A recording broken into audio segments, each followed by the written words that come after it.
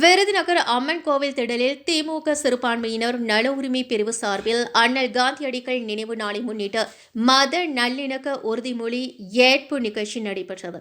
நிகழ்ச்சிக்கு தமிழக வருவாய்த்துறை அமைச்சர் திரு KKSSR ராமச்சந்திரன் தலைமையேற்று மத நல்லிணக்க உறுதிமொழி ஏற்பு நிகழ்ச்சியை தொடங்கி வைத்தார். நிகழ்ச்சியில் விருதுநகர் சட்டமன்ற உறுப்பினர் சீனிவாசன், நகர்மன்ற தலைவர் R. மாதவன் மற்றும் நகர்மன்ற உறுப்பினர்கள், பல்வேறு மத தலைவர்கள் உட்பட ஏராளமானோர் கலந்து கொண்டனர்.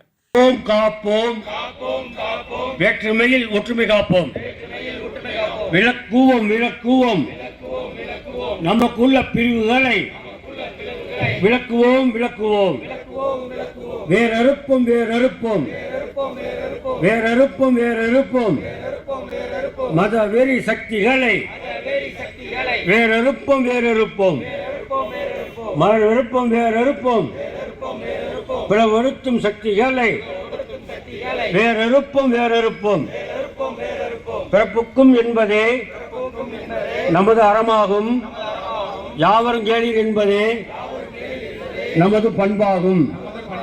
அமைதியான இந்தியா வேண்டும்,